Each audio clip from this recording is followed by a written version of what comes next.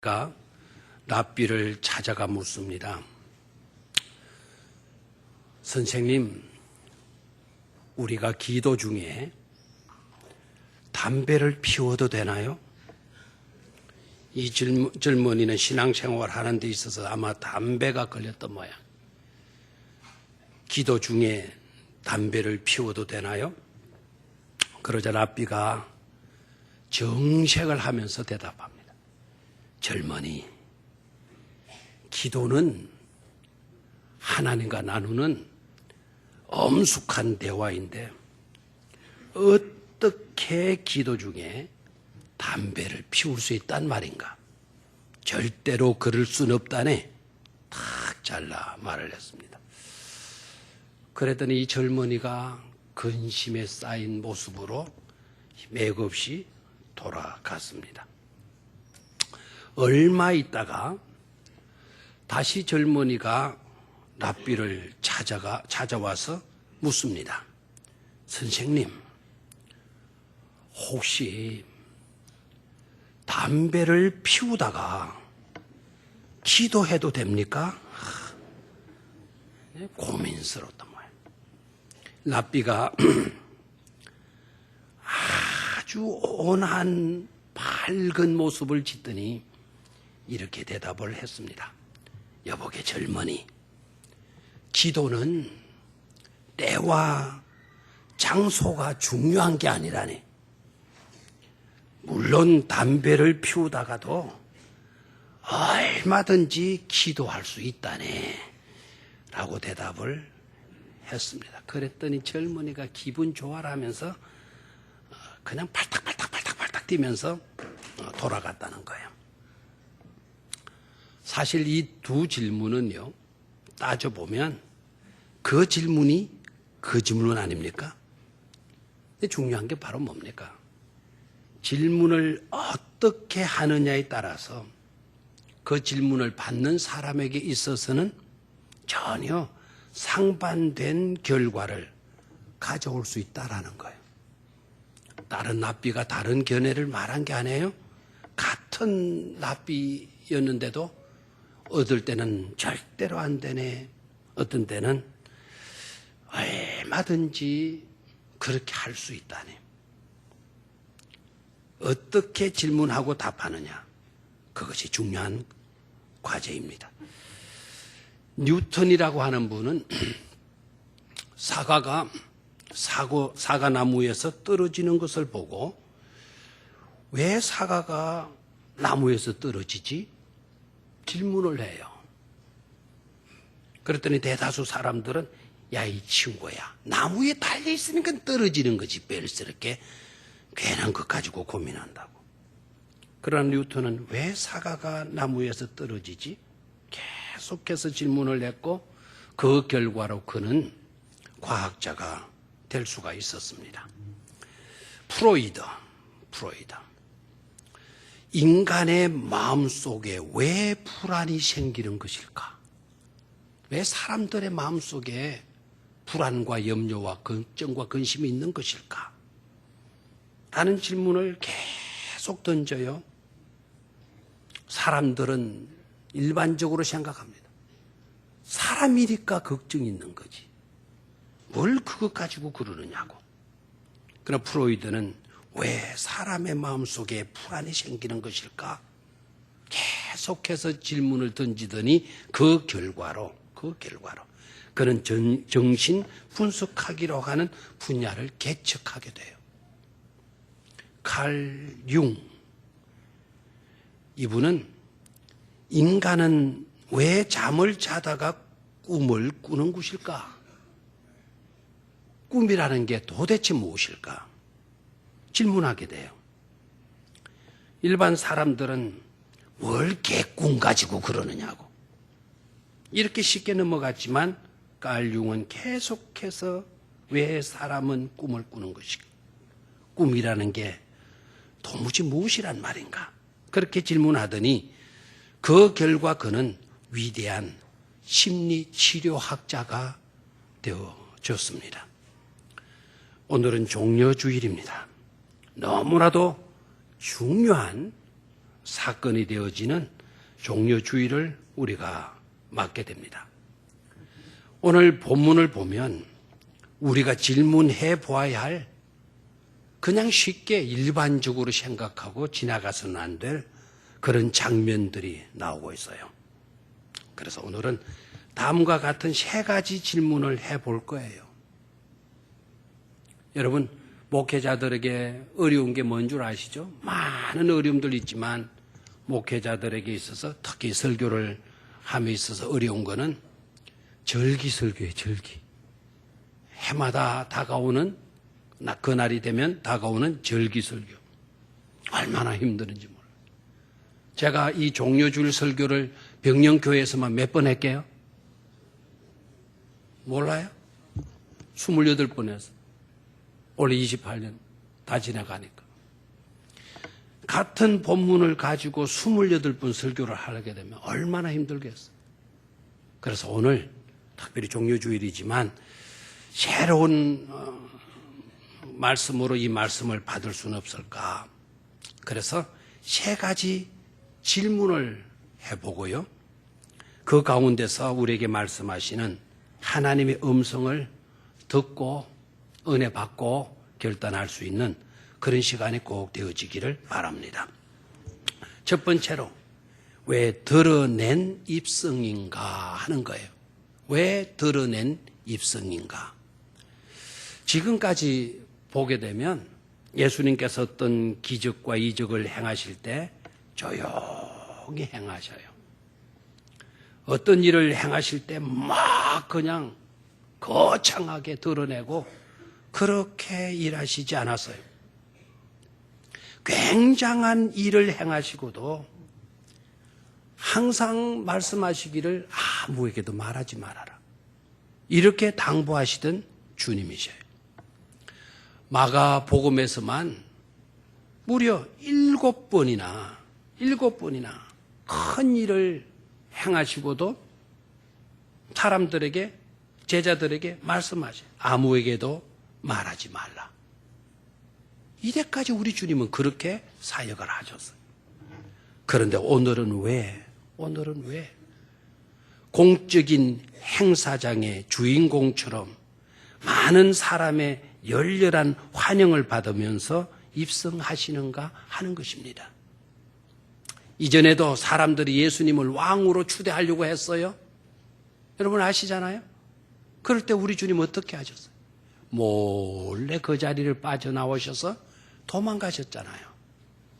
그런데 오늘은 왜 우리 주님께서 군중들이 저렇게 난리들 하는데 겉옷을 벗어서 길에다가 깔아드리고 종려나무 가지 꺾어서 흔들면서 호산나 호산나 막 이렇게 찬양하고 하는데, 그런데 우리 주님 피하시지 않고 오늘은 어떻게 나귀 새끼를 타고 예루살렘 입성을 하시느냐 이 말입니다. 오히려 들내기를 좋아하는 사람들, 드러내기를 좋아하는 사람들 누구예요? 이 바리새인들 안에. 이 사람들은 기도를 하더라도 드러내기를 좋아해가지고 사람들 보라고 기도해요. 구제를 해도 사람들 보라고 구제해요. 금식해도 사람들 보라고 금식해요. 드러내기를 좋아하는 그런 바리새인들이 좀 조용히 하라고. 그리고 예수님께 찾아 나와가지고는 제자들을 좀 꾸지람하라고. 왜 이런 소란을 일으키고 있는데도 왜 제자들은 보고도 못 본 채 이렇게 가만히 있느냐고. 제발 이 소란을 좀 잠잠하게 하라고. 이렇게 책망해달라고 사정까지 하잖아요. 그래도 우리 주님께서 뭐라고 말씀을 하셔요? 그 바리새인들을 향하여서 만일 이 사람들이 침묵하면 돌들이 소리 지르게 될 것이다. 사람들은 침묵하라고 하면 침묵할 수 있다고 해도 절대로 이 행렬은, 이 행차는, 예루살렘의 이 입성은 그냥 가만히, 그냥 엄밀하게 이루어질 수 없는 사건이라는 거예요. 돌들조차도 소리 지르게 되어진다는 것입니다. 왜 이렇게 드러낸 입성일까요? 왜 이전에 주님의 사역의 모습과는 왜 이제 와서는 이렇게 확연히 달라지고 있는 것입니까? 여기서 우리는 또 놓치지 말아야 할 중대한 사실이 있어요. 이 무리들의 모습이에요. 이 무리들. 이들이 겉옷을 깔아드리고 그리고 자기들의 겉옷을 깔아드리고 그 종려 가지를 꺾어가지고는 그것을 흔들면서 소리 지르잖아요. 호산나 찬송하리로다. 주의 이름으로 오시는 이여. 찬송하리로다. 오는 우리 조상 다윗의 나라여. 가장 높은 곳에서 호산나 하더라. 더없이 높은 곳에서 호산나 하더라. 막 이렇게 찬송하고 있잖아요. 근데 여러분 아셔야 합니다. 이들의 이 찬송은 잘못된 찬송이라는 거. 잘못된 부르짖음이고 있다라는 거. 목소리 높여 찬양하지만 이 찬양은 거짓된 찬양이라는 거. 주님을 제대로 모르고 예루살렘의 입성의 사실을 제대로 모르고 지금 찬송하고 있는 것이죠. 이들의 찬송의 내용은 뭡니까? 우리들의 욕구를 해결해 줄 왕으로 기대하는 거예요. 나라를 안정시키고 경제를 발전시키고 정치적인 안정을 가져오고 로마의 압제에 지금 당하고 있는데 이 로마의 압제에서 벗어나게 하는 즉 해방을 가져다 줄 그런 왕으로 기대하고 그런 왕으로 찬송하고 있는 거예요. 그런 왕으로. 그러시다고 한다면 우리 주님께서 너네들 찬송 잘못됐다. 너네들 부르짖음 잘못되어졌다. 이렇게 가르치고 깨닫게 해 주셔야 될 것인데도 불구하고 그런 잘못된 찬송을 들으시면서 묵묵히 나귀를 타시고 그 소란 속에서 예루살렘 입성을 하고 있는 것이죠. 왜일까요? 왜 드러낸 이와 같은 입성을 하시는 것일까요? 여기서 우리는 깨달아야 돼요. 지금까지는 아니었는데 왜 이제 와서는 이렇게 드러내어서 입성하시느냐? 첫 번째는요.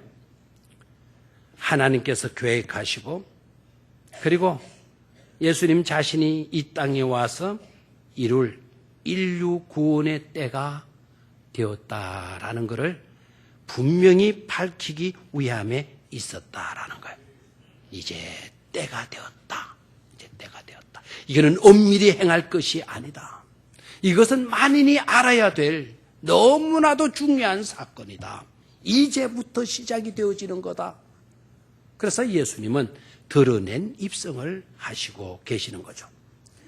또한 지금부터 있어질 일들, 그 일들은 십자가를 지는 거예요. 수많은 모욕을 당하시고 조롱을 받으시고 고난을 당하시고 결국 십자가에 죽게 되어질 것이고 그리고 장사 지낸 바 되어질 것이고 그리고 부활하게 될 것이다. 그러한 일들이 본의 아니게 일어나는 우연히 일어나는 것이 아니라 철저히 성경 말씀대로 하나님의 섭리와 하나님의 계획과 하나님의 뜻하신 바대로 이루어지는 것이다라는 것을 분명히 드러내어서 확정시켜 주시기 위함에 있었다라는 거예요. 그리고 이 중대한 기로에 예수님께서 서셔서 진정 우리가 걸어가야 할 길이 어떤 것이냐라는 것을 이 사건을 접하는 우리들에게까지 분명히 보여주시기 위함에 있었다라는 것입니다. 즉 예수님은 기로에 서시게 되는 거예요.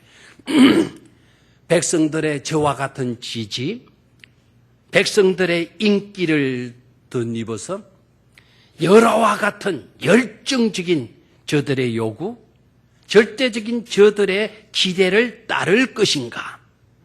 이참에 내가 예루살렘의 이스라엘의 왕으로 한번 앉아볼까? 이런 생각과 아니면 자신을 이 땅에 보내신 인류의 구원을 이루라고 하시는 하나님의 그 요구, 하나님의 그 뜻, 자식을 버리면서까지 저 죄인들을 구원하시고자 하시는 하나님의 그 깊고도 깊은 그 뜻을 따를 것인가? 그 기로에 예수님께서 서셔서 보라, 이제부터 보라. 내가 너희들의 요구대로 내가 왕이 되고 인기에 영합하고 어떤 권세욕에 사로잡혀서 사는 나인가? 아니면 나 자신을 버리고 복종시켜서 하나님의 뜻을 따르고 하나님의 기대, 하나님의 요구를 따르는 나의 삶인가를 보여주겠다. 그래서 드러내놓고 예수님이 지금 예루살렘 입성을 하시게 되는 거죠. 철저하게 사람들의 인기, 사람들의 열화와 같은 성원에 힘입어서 내가 어떻게 되어보리라. 그게 아니고 하나님의 뜻과 하나님의 계획에 묵묵히 순응하며 나아가는 그런 모습을 우리에게 보여주시고 있는 것이죠. 그러기에 저와 여러분들의 믿음의 삶은 하나님의 구속의 역사를 이루시는 하나님의 섭리와 뜻을 깨달아 알 뿐만 아니라 그러기에 내 소원대로가 아닌 나의 열심과 나의 열정으로가 아닌 나의 어떤 기대감에 사로잡힌 그와 같은 것이 아닌 철저히 하나님의 뜻을 우선하고 따르는 삶이 되어야 될 줄로 믿습니다. 그것을 보여주시기 위해서 우리 예수님은 오늘 드러나는 입성을 하시고 있는 것이죠. 두 번째로 던져야 할 질문, 왜 그런 심부름인가? 라는 겁니다. 왜 그런 심부름인가? 예수님께서 두 제자를 선택하시고 그 두 제자를 보내잖아요. 맞은편 마을로 가라. 그리로 가면 나귀 2마리가 매여 있을 것이다. 그 중에 지금까지 아무도 타보지 않은 나귀 새끼를 끌고 오도록 해라. 만약 주인이 나타나서 왜 남의 나귀를 풀고 끌고 가느냐고 그렇게 물으면 주가 쓰시겠다고 말을 해라. 이렇게 심부름을 시켜요.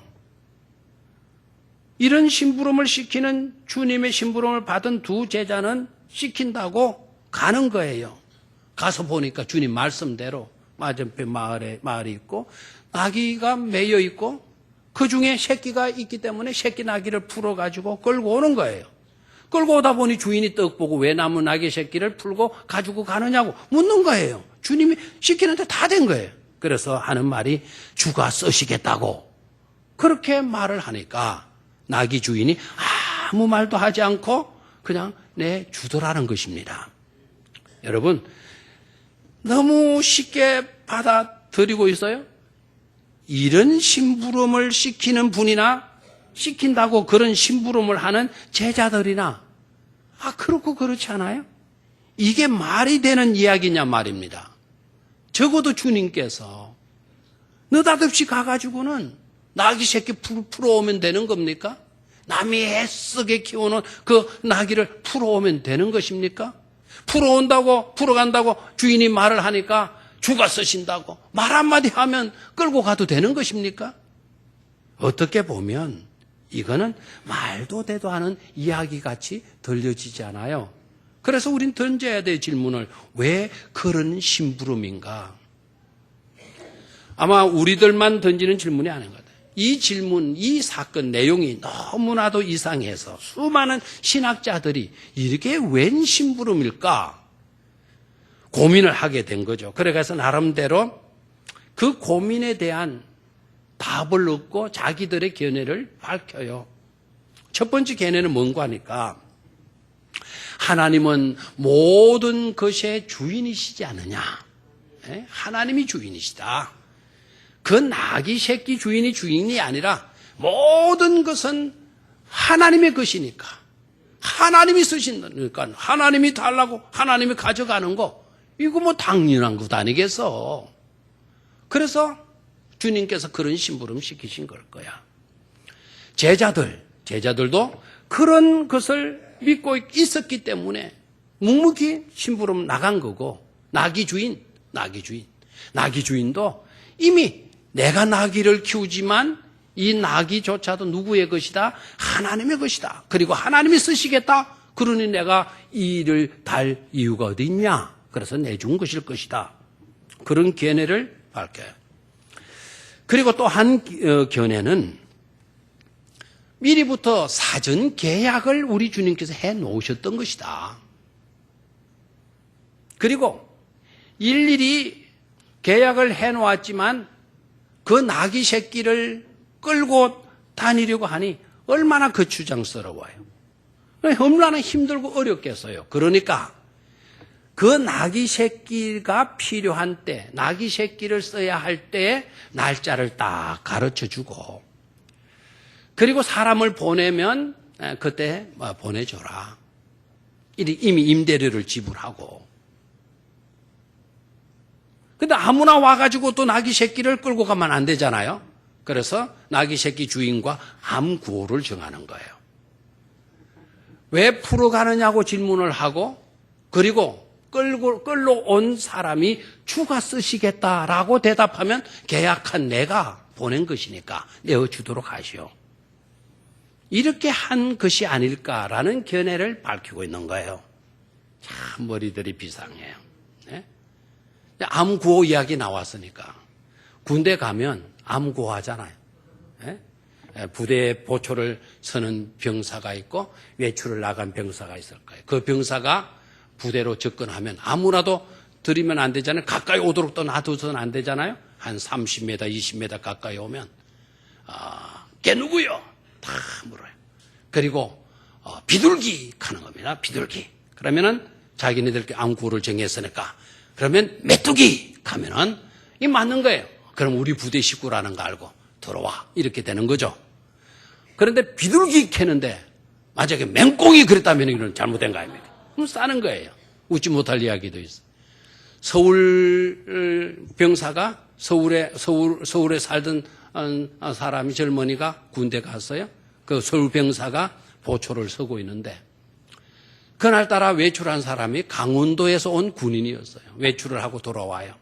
그날 구호가 뭐였는가 하니까 감자였어요. 감자. 이제 감자 물으면 저쪽에서 고구마 이렇게 이야기하는 거예요. 자, 여러분이 부대 가까이 옵니다. 제가 보초를 서고 있어요. 감자, 고구마 이러면서 하는 거예요. 그래서 이제 들어가는 거예요.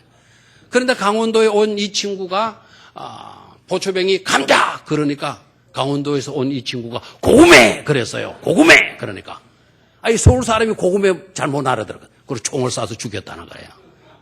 웃지 못할 이야기. 아마 이 나귀 주인과 예수님과 미리 사전 계약을 해놓고 그리고 암호까지 설정을 했던 것이 아니냐 이렇게 보는 견해예요. 또 한 견해는 이런 견해입니다. 3절 뒷부분을 봐요. 만일 누가 너희에게 왜 이렇게 하느냐 묻거든 주가 쓰시겠다 하라. 그리하면 적시 이리로 보내리라. 그리하면 적시 이리로 보내리라 라는 이 말씀이 좀 주체가 누구이냐에 따라서 전혀 반대가 되죠. 이리로 보내리라라는 것은 주님 계신 이리로 그 나귀 주인이 보낼 것이다. 그러니까 너희들 몰고 오면 돼. 이런 뜻으로 들려질 수도 있고 반대로 나귀 주인 입장에서 이 말씀이 주어진 것이라고도 볼 수가 있죠. 주인께서 쓰시고 바로 즉시 이곳으로 보내주실 것입니다.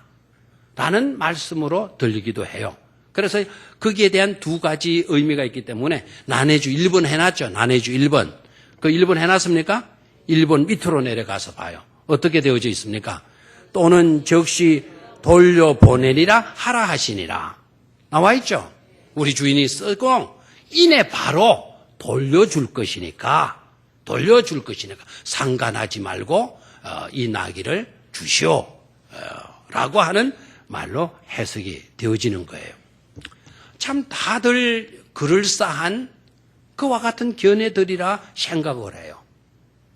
어떤 것이라도 우리가 받아들일 수 있는 그와 같은 견해라고 생각이 되어져요. 그러나 좀 우리가 고민을 해봐야 돼요. 보다 구체적이고 보다 분명한 해답이 없을까? 그리고 이 본문 말씀을 접근해서 보게 되면 중요한 두 단어를 발견하게 돼요. 똑같은 단어인데요. 두 곳에서 이 단어가 사용되고 있어요. 1절 보면 예수께서 제자 중 둘을 뭐 하시며 보내시며 라는 말이 있어요. 그 다음에 3절 우리가 방금 보았다시피 그리하면 즉시 이리로 말이라 보내리라 라고 하는 두 단어예요. 이 두 단어 속에 비밀이 들어있다라는 사실입니다. 오늘 그것을 캐내고 그것에 대한 아멘으로 그것에 대한 깨달음을 가지고요. 그것에 대한 아멘으로 여러분 받아들이시고 꼭 이 말씀을 여러분의 우리들의 삶 가운데 적용할 수 있기를 축원합니다. 자, 이 두 단어 보내다라고 하는 이 두 단어 두 곳에 사용되어진 이 단어 원래는 똑같은 단어예요. 헬라어에서 보내다라고 하는 단어로 쓰여지는 단어는 두 단어가 있어요. 하나는 템포라는 단어인데요. 이 단어는 확실히 보냈다. 이 사람 이거 내가 보낸 사람 맞다. 이 펜포에 펜포. 분명히 맞다. 그 사람이다. 보낸 그 사람이다. 펜포에. 그리고 아포스텔로라고 하는 단어가 있는데 이 아포스텔로라고 하는 이 단어는 보낸 사람과 보냄을 받은 사람 사이에 아주 중요한 그 어떤 것으로도 끊어놓을 수 없는 어떤 관계의 중요성을 내포하고 있다라는 거예요. 그게 바로 뭐냐? 보낸 사람과 보냄을 받은 사람 사이에 있는 그 관계성, 그게 바로 뭐냐? 신뢰라고 하는 관계성이에요.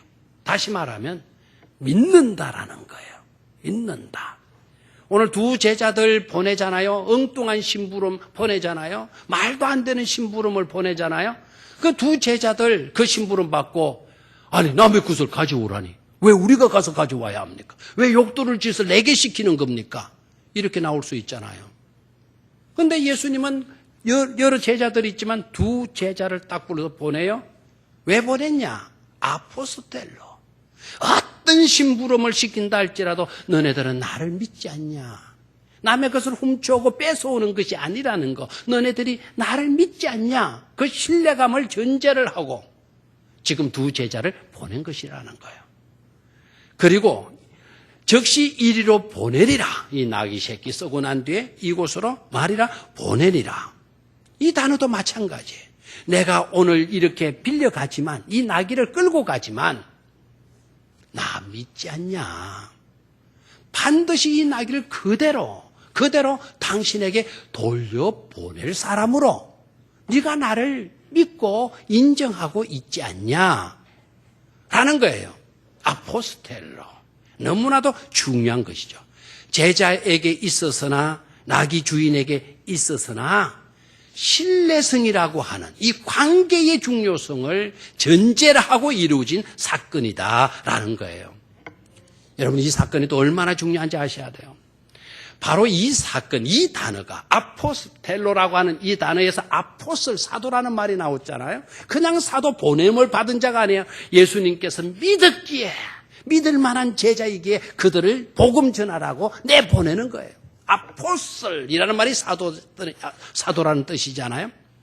이 단어가 더 중요하게 사용되어진 곳이 어디냐면 하나님이 이 세상을 사랑하셔서 독생자를 이 땅에 뭐 하셨습니까? 보내셨다라는 거예요. 그때 사용되어진 단어가 역시 아포스텔로예요. 아들아, 내가 너를 믿는다. 그 힘드는 일이라도 네가 마다하지 않고 내 뜻을 따라줄 줄 내가 믿는다. 예수를 보내셨다. 예수님도 하나님 아버지를 믿는 거예요. 왜 하필이면 나입니까? 라고 아니고 나 아니고서는 이 일을 감당할 수 없기 때문에, 하나님의 뜻을 이루실 수 없기 때문에 하나님이 나를 믿으시고 나를 보내주신 것일 거야. 그렇게 예수님도 받아들이셨다라는 거예요. 그래서 이 땅에 오신 것 아닙니까? 오늘 이 사건 속에서 우리는 그것을 깨달아야 돼요. 우리도 살다 보면 본의 아니게 어려운 일들에 봉착할 때가 있지 않아요? 어려운 문제에 부딪힐 때가 있지 않아요? 아주 힘든 과제가 내게 들이닥칠 때도 있잖아요. 그럴 때 왜 하필이면 저입니까? 왜 나입니까? 왜 내 것이어야 합니까? 왜 하필이면 저여야 됩니까? 우리도 이렇게 질문할 수가 있어요. 우리가 이렇게 반문할 수도 있을 거예요. 오늘 깨닫기를 축원합니다. 예수님께서 무턱대는 심부름 시킨 것이 아니라 우리를 믿기 때문에 나를 신뢰해 주시고 하시기 때문에, 나를 오히려 더 사랑하시기 때문에 하나님이 그 심부름을 우리에게 시키실 수 있다라는 이 사실을 놓치지 않게 되기를 축원합니다. 왜 하필이면 나입니까? 왜 하필이면 내 것입니까? 이런 모든 문제가 있다 하더라도 이 보냈다라고 하는 이 단어를 깨닫게 되면 아멘으로 받아들이게 되어질 줄로 믿습니다. 마리아도 봐요. 엉뚱한 질문 받잖아요. 엉뚱한 요구 받아요. 마리아야, 네가 아들을 낳게 될 것이다. 무슨 이런 말씀이 있을 수가 있어요? 마리아 당황해요. 있을 수 없는 말입니다. 저는 남자를 알지 못하는, 아직도 저는 처녀입니다. 어떻게 아들을 낳습니까?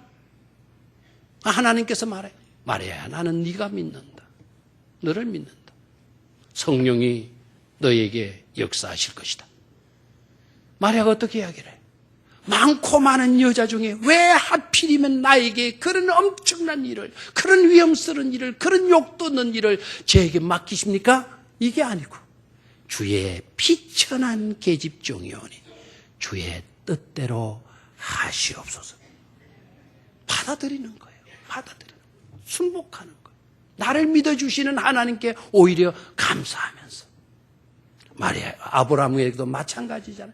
하나님께 구속의 역사 가운데 쓰임을 받은 사람들 전부 다 엉뚱한 심부름 하라고 다들 불리움을 입었고 선택함을 입었던 자들 아니겠어요? 오늘 저와 여러분들도 꼭 하나님의 구속사를 이루는 과정 속에서 엉뚱한 심부름이라도 시켜주시면 오히려 감사로 받아들이는 신앙인들이 꼭 되시기를 축원합니다.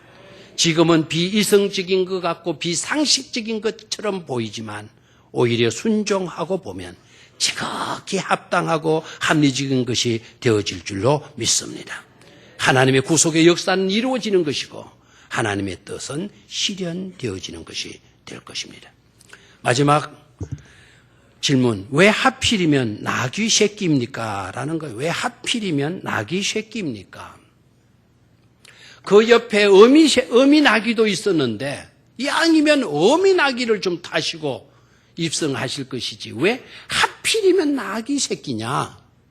그리고 길들여진 나귀를 타야지 한 번도 짐을 실어본 적이 없는 나귀를 탄다면 이 나귀 새끼가 어떻게 되겠냐 이거. 당신이 위험하지 않겠냐 이거.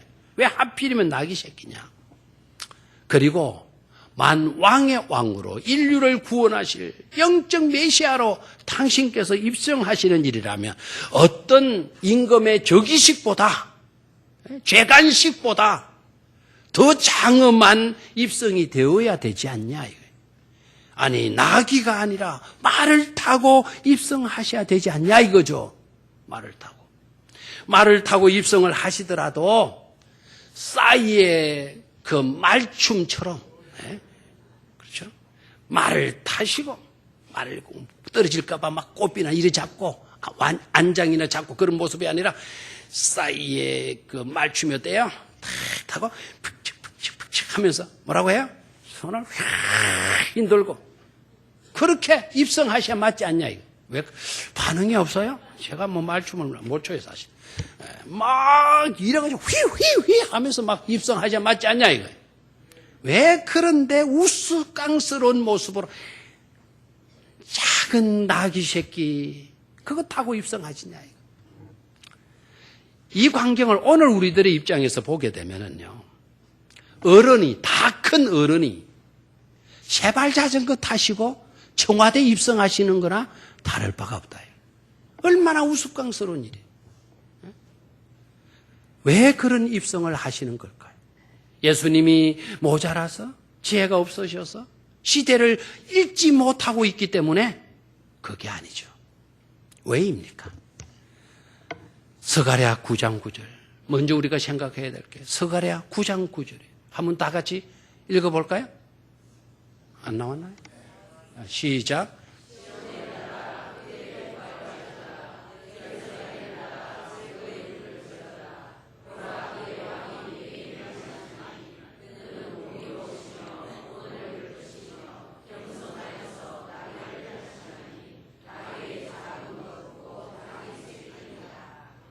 나귀의 새끼로다. 입성하시는 더 좋은 방법이 있을 거예요. 더 편리한 방법도 있을 것이에요. 더 화려한 방법도 있을 것이에요. 그러나 그 어떤 것도 하나님께서 말씀하신, 예언해 놓으신 말씀보다 우선될 수가 없다라는 거예요. 얼마든지 리무진 타고 입성하실 수 있어요. 이 시대에 오셔서 리무진 타고 입성하실 수 있지만 이 시대에 예수님께서 오셨다 하더라도 역시 리무진 타시고 입성하시는 것이 아니라 나귀 새끼 타고 입성하시는 예수님이시다 이거예요. 말씀보다 앞서갈 수가 없어. 시대가 달라져도 달라졌으니 리무진 아닙니다. 나귀 새끼입니다. 그리고 인류 구원의 역사와 하나님의 뜻을 이루는 데에는 무력과 폭력과 억지가 아니다라는 것. 왜 나귀 새끼를 타시고 그 초라한 세발 자전거 같은 그런 것을 타시고 입성하시느냐? 겸손하셔서. 즉 인류 구원의 역사와 하나님의 뜻을 이루는 데에는 겸손으로 시작되고 겸손으로 이루어지기 때문이라는 사실을 우리는 놓치지 말아야 될 줄로 믿습니다. 우리는 그런 주님을 오늘 맞이하는 거예요.